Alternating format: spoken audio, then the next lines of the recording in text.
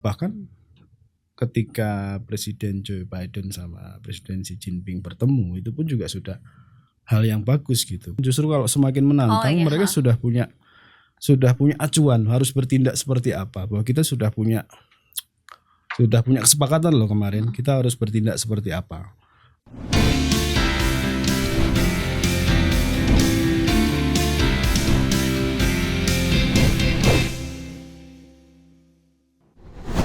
Halo Sobat Bisnis, berjumpa kembali dalam Talks bersama saya Ririn Oktaviani. Rangkaian presidensi G20 di Bali telah selesai yang ditandai dengan penyerahan palu kepemimpinan dari Presiden Joko Widodo ke Perdana Menteri India, yakni adalah Narendra Modi, yang akhirnya mengakhiri presidensi G20 Indonesia. G20 Indonesia ini terbilang sukses dengan adanya Leader Declaration.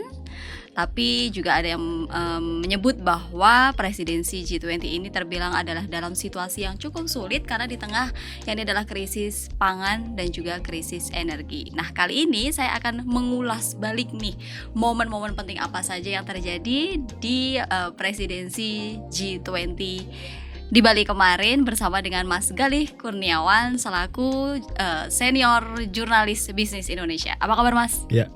Kabar baik. Habis kehujanan dari Oh iya nih, seharian hujan ya. Iya, mudah-mudahan teman-teman selalu semangat ya. Selalu bersemangat, dan memang mestinya nuansa kita nuansa yang gembira ya. Karena G20 ini ya bolehlah kita bilang cukup berhasil ya, kalau memang parameternya adalah penyelenggaraan, tidak ada gangguan keamanan apapun. Terus kemudian ternyata juga berhasil menghasilkan deklarasi gitu ya. Bahkan juga di lini masa juga biasanya kan kita diributinnya kan di sosial media juga ya Mas ya. Di pemberitaan dan lain sebagainya juga terbilang cukup kondusif gitu. Ya, memang kondusif. Harus kita akui memang pelaksananya kondusif dan ya kudus lah buat panitia ya. Nah Mas, kemarin itu kan 17 pemimpin negara akhirnya kan datang, walaupun nih sebelumnya kan ada beberapa informasi bahwa ada nih negara-negara ini yang akhirnya nggak jadi, tapi akhirnya ya hadir juga tapi secara virtual gitu kan. Nah, ini juga menjadi salah satu penentu keberhasilan akhirnya mereka datang dan menelurkan Leader Declaration gitu Mas. Ya, saya kira memang pasti besar dampaknya ya kehadiran para pemimpin negara ini kan. Ya namanya juga ini konferensi tingkat tinggi gitu ya. Kehadiran mereka akan sangat dinanti-nanti gitu. Dan ketika sebagian besar bisa hadir, rasanya juga itu bisa menjadi salah satu ukuran bahwa ajang ini juga berhasil digelar gitu. Dan bahkan akhirnya menelurkan Leaders Declaration itu adalah sebuah prestasi sendiri gitu. Meskipun saya rasa persiapannya juga nggak perlu persiapan panjang gitu. Bahkan sebelum pelaksanaan KTT pun kita saksikan sendiri bagaimana pemerintah juga kemudian beranjang sana ya istilahnya ya. Presiden Jokowi bahkan sampai menemui Presiden Zelensky sama menemui Presiden Putin ya. Dan saya kira memang itu salah satu langkah yang strategis yang dilakukan sebelum pelaksanaan KTT. Dan juga langkah strategis juga yang akhirnya menelurkan Leader Declaration. Tapi kemudian nih Mas, sebelum adanya Leader Declaration kan di hari terakhir nih sebelum penutupan, ternyata paginya ada kejadian nih. Itu juga sempat membuat Indonesia pasti takut ya. Nanti gimana nih ujungnya, karena masih ada setengah hari yang akan dilalui gitu kan. Nah ini pendapatnya gimana? Akhirnya nih negara-negara G7 melakukan perundingan dadakan di Indonesia. Iya, benar. Itu kalau nggak salah jam 3 ya, jam 3 pagi memang. Dan sebenarnya kalau adanya deklarasi itu kita memang informasinya sudah sehari sebelumnya sudah ramai lah ya, bahwa kemudian beberapa teman-teman di media sudah punya draftnya bahkan. Saya rasa akhirnya kita percaya bahwa memang akan ada deklarasi. Terus kemudian justru terjadi insiden yang sempat membuat khawatir. Bahkan kalau kita lihat kemarin ada pernyataan dari Pak Erlangga Hartarto ya, Menko Bidang Perekonomian, bahwa memang pemerintah juga sempat khawatir bahwa takutnya ini, tidak kemudian jadi disepakati gitu ya. Apalagi di situ ada negara-negara G7 yang saya kira akan punya concern yang besar pada peristiwa semacam itu. Dan menurut Pak Erlangga juga akhirnya setelah bertemu G7 bertemu dapat direspon dengan baik meskipun sampai sekarang masih dilakukan investigasi gitu. Dan memang informasinya simpang siur ya. Kita harus bisa memilah-milah juga apakah informasinya ini berasal dari mana. Tapi memang waktu itu sempat membuat memicu kekhawatirannya karena bagaimanapun juga KTT ini kalau tanpa komunike ya istilahnya gitu ya, komunike seperti ada yang kurang. Walaupun memang bukan sebuah kewajiban gitu. Bahkan komunike pun tidak bersifat tidak mengikat sebenarnya kan. Cuman ketika ada komunike paling tidak itu jadi semacam guidance. Jadi semacam guidance bahwa negara-negara ini ke depan ketika akan mengambil kebijakan atau merespon sesuatu hal yang terkait dengan perekonomian tentunya bahwa sudah ada kesepakatan yang mereka sepakati sebelumnya gitu. Iya sih, sehari sebelumnya kan Luhut sempat ngomong ya kalau ya nggak apa-apa nih kalau seandainya nantinya nggak akan ada key communication. Ya saya rasa itu bagian dari karena situasinya memang sulit situasinya ya, sedang memang susah gitu, bahwa ketika itu disusun dalam situasi yang normal mungkin akan cepat karena banyak negara berkepentingan ketika ada istilahnya apa sekarang ini ada kegelapan lah yang menyelimuti dunia ini ya kalau kata IMF ya. Sehingga memang untuk menyamakan persepsi itu akan banyak pertimbangan. Iya, akan banyak pertimbangan. Bahkan ketika pernyataan resmi kemarin di akhir KTT Presiden Jokowi juga menyampaikan, dan salah satu yang susah itu adalah yang alat pembahasannya adalah yang terkait perang. Dan memang concernnya di situ. Walaupun ini forum ekonomi forum ekonomi, tapi memang kemudian energinya banyak ditarik ke situ karena memang itu dampaknya besar. Semua negara mengakui itu. Dan walaupun belakangan kita juga dengar, kita bisa baca bahwa Rusia juga sudah merespon dengan adanya deklarasi itu, dan mereka menyatakan juga bahwa deklarasi itu ada semacam settingan gitu ya. Ini lagi-lagi kan kita harus melihat dari dua sisi ya. Jadi tapi secara umum sih dengan kehadiran deklarasi itu menurut saya sudah cukup bagus, bisa menjadi guidance minimal ketika suasana global nanti semakin bukan justru kalau semakin menantang, mereka sudah punya acuan harus bertindak seperti apa, bahwa kita sudah punya kesepakatan loh kemarin kita harus bertindak seperti apa.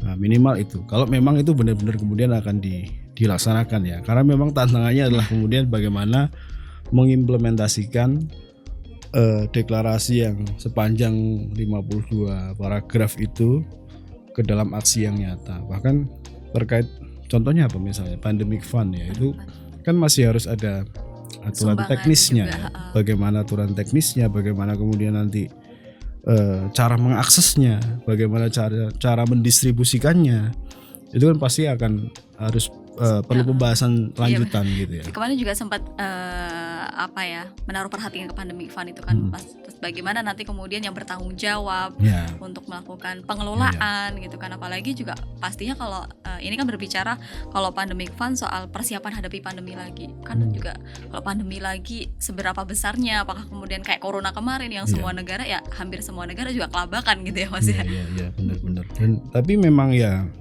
itu sebuah langkah yang bagus gitu ya. Artinya kita jauh lebih siap dengan adanya pandemic fund. Artinya kita jauh lebih siap ketimbang tidak ada pandemic fund gitu. Minimal ketika ada negara yang membutuhkan itu bisa aksesnya lebih cepat. Kita ingat ketika pandemi awal-awal dulu banyak negara yang kesulitan mengakses vaksin, bahkan obat-obatan juga susah gitu. Indonesia mungkin termasuk yang cukup baik gitu, artinya aksesnya dapat segera dapat, kemudian distribusinya ya walaupun kita harus akui belum 100% gitu, tapi capaiannya juga udah tinggi capaian cukup tinggi gitu. Nah artinya barangkali dengan kehadiran skenario semacam ini, artinya ada pandemic fund, ketika nanti terjadi lagi Dan kita nggak pernah tahu ya akan terjadi apa ya.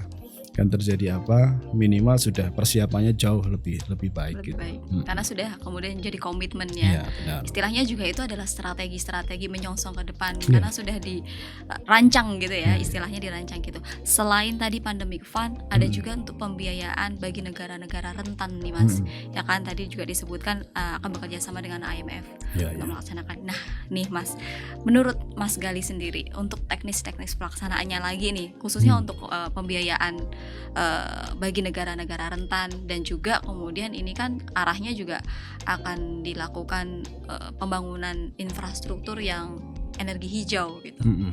Ya, ya itu salah satu kan ya yang jadi poin di deklarasi itu bahwa ini bisa menjadi titik tolak bahwa sebenarnya semua negara itu bisa terlibat untuk menciptakan dunia yang lebih bagus gitu.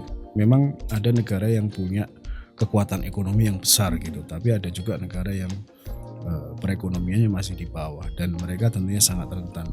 Mungkin dengan adanya selama ini mungkin ya mekanismenya paling apa IMF ya, skemanya IMF, dan ketika ada inisiatif baru untuk istilahnya apa menjadi apa ya penyangga mereka atau mungkin nanti bisa menjadi talangan bagi mereka, saya rasa itu juga bagus. Tinggal nanti bagaimana menciptakan mekanisme yang apa ya tidak rumit dan menurut saya namanya kebijakan itu kadang-kadang ketika diterapkan di satu negara belum tentu Di negara cocok lain juga. diterap di negara lain. Nah, bagaimana kemudian itu bisa Syarat-syaratnya disusun? bisa Ya. lentur tapi tetap ada pengawasan yang ketat gitu ya. Pengawasan. Ya. Kalau terkait dengan energi hijau ya saya rasa itu sudah jauh-jauh hari ya.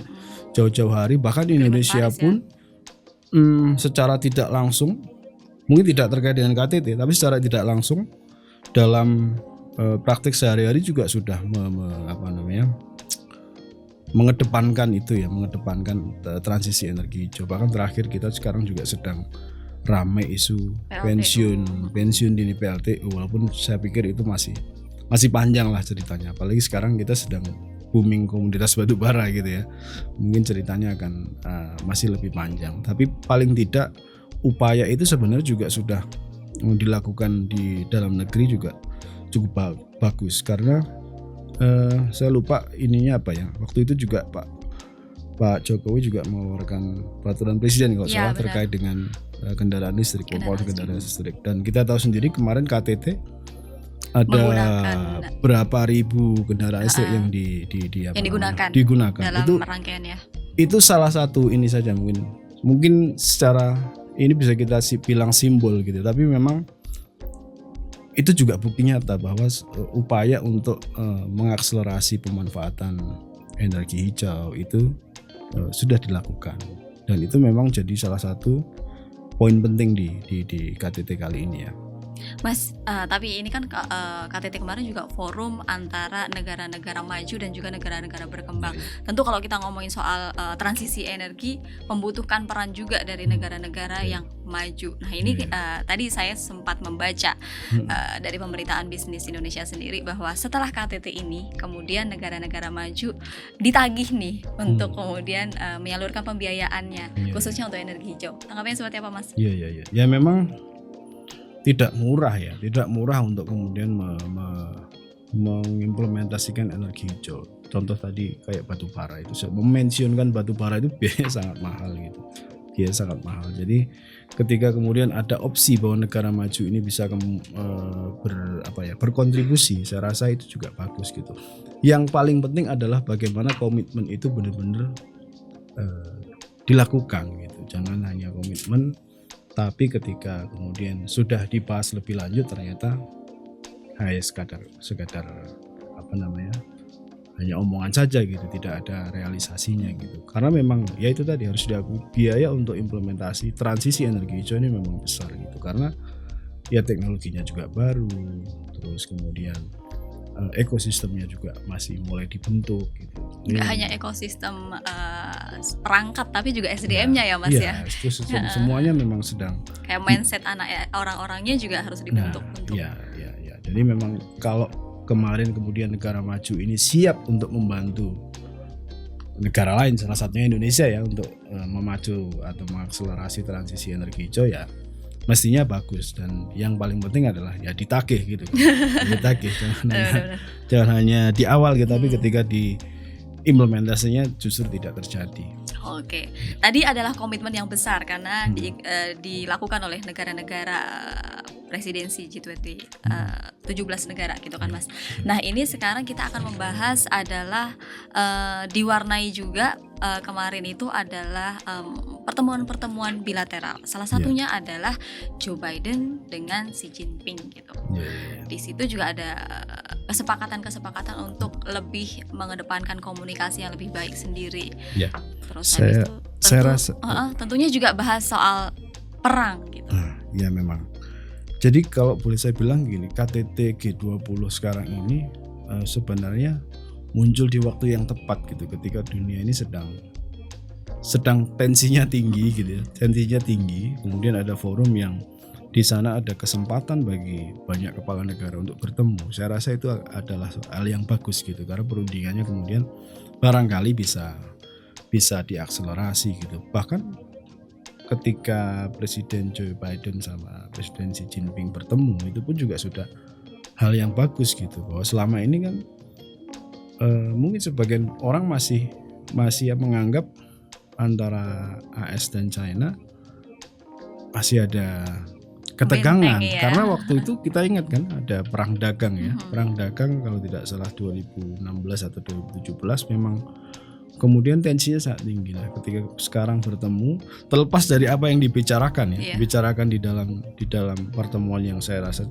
tergolong singkat itu, adalah suatu hal yang bagus bahwa kedua pemimpin negara yang adidaya ini sudah bertemu. Minimal itu memberikan sinyal bahwa ruang dialog itu terbangun gitu, ruang diskusi itu terbangun. Jadi tentu saja arahnya pasti akan lebih baik. Dan kemarin juga saya baca di pernyataannya Kementerian Luar Negeri China, memang mereka juga membuka peluang itu, bahwa masing-masing ini punya tujuan sendiri-sendiri, tapi kemudian ketika bisa dikomunikasikan kepentingan itu, harapannya akan bagus untuk kedua negara, bahkan termasuk dunia. Cuman memang waktu itu barangkali juga ramai juga diberitakan bahwa sempat menyinggung memang soal Taiwan ya, kemudian soal Laut Cina Selatan yang memang mungkin masih menjadi salah satu epicentrum istilahnya ketegangan antara kedua negara gitu. Oke. Ya. Terus habis itu juga yang menariknya lagi nih, ada statement bahwa nggak akan berhenti hanya di G20 aja, tapi nanti akan dikirim orang untuk datang ke Cina nih dari Amerika Serikat gitu. Ya mudah-mudahan memang begitu ya. Kita nantikan ya Mas. Kita berharap itu kalau kedua negara ini akur, saya rasa akan bagus bagi negara lain gitu. Apalagi stabilitas ekonomi ya. Ya benar, stabilitas ekonomi dunia mungkin akan lebih bagus, mungkin ya. Apalagi kalau konkretnya kan China itu salah satu mitra dagang kita yang besar. Amerika juga salah satu yang penting. Bahkan belakangan pemerintah kita sering sekali ke Amerika gitu kan, karena salah satunya memang untuk melobi beberapa korporasi di sana. Contohnya Tesla gitu lah ya, yang menjadi salah satu andalan, kemudian diharapkan untuk bisa berinvestasi di sektor energi atau mungkin mobil listrik gitu. Nah, harapan kita pasti begitu, bahwa dengan dunia yang damai ini tidak ada ketegangan yang kemudian bereskalasi gitu. Pemulihan ekonomi dari pandemi ini akan lebih cepat gitu. Bahkan kemarin kan disinggung bahwa salah satu pernyataannya itu adalah perang yang terjadi di Ukraina, atau mungkin mereka menyebutnya agresi Rusia di wilayah Ukraina, itu membuat perekonomian dunia sekarang itu menjadi semakin rapuh. Karena dia sebelumnya kan baru mulai sembuh ya, mulai merintis lagi dari pandemi. Sekarang dihantam lagi, kemudian muncullah risiko inflasi, lonjakan inflasi, bahkan hyperinflasi di beberapa pasokan negara. Pangan ya. Krisis pangan, krisis energi, itu kan ya tidak keliru ketika IMF kemudian menyebut proyeksinya gelap gitu. Nah, saya rasa mungkin seperti itu. Oke, nih ngomong-ngomong tadi ngomong-ngomong soal gelap, aku jadi keinget nih kalau kemarin Elon Musk kan nggak jadi datang, tapi ruangannya gelap nih. Jadi dengan ketidakhadiran Elon Musk yang sudah ditunggu-tunggu oleh warga netizen 62 ini gimana nih Mas? Iya, saya juga bertanya sedang di mana? Mungkin sedang di kantornya Twitter gitu. Lagi penghematan kan? Ya, Elon Musk ini sedang euforia nih setelah mengakuisisi Twitter ya. Tapi saya rasa dengan kemunculannya di forum secara virtual, ya setidaknya kemudian dia jadi lebih tahu sebenarnya apa sih yang diharapkan oleh Indonesia atau mungkin oleh G20 secara umum ya. Walaupun sebelumnya kan Pak Luhut juga sudah ke US menemui Elon Musk, kemudian disusul Pak Jokowi, Pak Presiden juga sudah ke sana.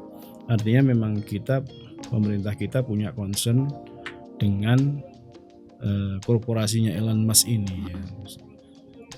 Tidak hanya mobil listrik ya, kemarin juga pembahasannya kalau tidak keliru soal Starlink yang kemudian diharapkan bisa ikut membantu mengembangkan internet di Indonesia walaupun mungkin tidak langsung secara retail gitu ya. Dan yang uniknya kemarin kan salah satu yang disinggung oleh Pak Anindya Bakri sebagai moderator bahwa sebenarnya pesannya kuat sekali bahwa batik yang dikirimkan itu benar. Karena berasal dari wilayah penghasil Sulawesi ya. Jadi dia penghasil nikel. Jadi memang, nah menurut saya bagus juga itu disampaikan di forum. Apalagi di depan ya. Disampaikan di forum. Jadi si Om Elon Musk ini semakin paham sebenarnya harapannya apa sih. Terus negara-negara di dunia juga semakin paham sebenarnya Indonesia ini agendanya apa gitu. Nah, ya itu bumbu di KTT ke-20 ya. Oke, tapi KTT ini juga diwarnai dengan gemerlap. Apalagi soal kemarin yang banyak sanjungan juga, nggak hanya dari para pemimpin negara tapi juga warga negara Indonesia yang nonton adalah pagelaran di GWK-nya nih. Suatu keberhasilan dari Bapak mantan menteri kita. Iya. Ya mestinya memang begitu gitu ya. Bagaimana pasti setiap penyelenggara, mereka yang menyandang status presidensi pasti punya cara tersendiri lah ya gitu. Untuk menjamu dan kebetulan saya rasa Indonesia juga persiapannya juga bagus gitu dan dieksekusi juga dengan bagus sehingga memang cukup berkesan. Walaupun belakangan kita kan rame nih di Twitter soal batik ya. Tapi kita nggak usah bahas itu. Tapi minimal dengan penyambutan yang bagus, dengan pelaksanaan yang bagus, ini adalah salah satu message tersendiri bahwa sebenarnya Indonesia ini juga mampu loh. Indonesia ini mampu dan punya daya tawar gitu untuk di percaturan global gitu. Kira-kira mungkin begitu ya. Sebagai pertanyaan penutup nih Mas, apakah benar nih nantinya kita tentunya akan sama-sama untuk hari demi hari juga turut mengawal keseluruhan dari komitmen ini. Apakah kemudian kita harus cukup optimis nih bahwa keseluruhan dari komitmen-komitmen yang dibuat di G20 ini akan benar-benar terlaksana, kemudian juga akan mewujudkan setidaknya memberikan angin segar kedamaian di global ini? Iya, harapannya tentu begitu ya, tapi memang lagi-lagi tidak mudah. Dinamikanya cepat sekali di dunia ini. Bahkan mungkin saya rasa India pun juga sudah mulai berpikir sekarang kira-kira bagaimana deklarasi berikutnya gitu. Dan sementara deklarasi yang sekarang pun memang masih butuh waktu untuk implementasinya atau untuk kemudian menjabarkan teknisnya bagaimana. Tapi saya rasa di situasi ketidakpastian ini optimisme juga dibutuhkan gitu. Sehingga masih ada energi untuk tetap berupaya gitu, bahwa sebenarnya beragam tantangan ini ketika dihadapi bersama-sama secara strategis dan terukur tentunya ya, ada kemungkinan besar outputnya akan jauh lebih bagus gitu daripada kemudian masing-masing negara bersikap sendiri-sendiri yang barangkali nanti malah justru bisa kontraproduktif. Ya intinya sih kita berharap ya Kalau saya pribadi pasti berharap yang bahwa dunia kemudian damai, perang ini segera berakhir gitu. Pokoknya konflik ini segera berakhir lah, bahwa kita baru sembuh dari pandemi. Bahkan mungkin belum sembuh karena memang masih belum dinyatakan endemi ya. Kita masih berjuang di pandemi ini. Ketika ditambahin dengan tantangan yang lain, ya pasti jauh lebih berat gitu. Ya kita hanya bisa berharap ya, kita hanya bisa berharap mudah-mudahan memang dieksekusi dengan baik. Ya tentu harapan ini tidak hanya harapan dari Mas sendiri ya, tapi juga harapan dari semua orang. Tentunya adalah juga semoga Indonesia ini juga tentu dengan adanya presidensi ataupun juga negara mengorganisir negara kita sendiri, tentu harapannya juga akan lebih baik. Kita nantikan nih apa yang akan terjadi ke depan, tentunya dengan harapan-harapan baik lainnya. Demikian Talks hari ini, kita akan bertemu lagi dalam Talks lainnya. Salam Sobat Bisnis.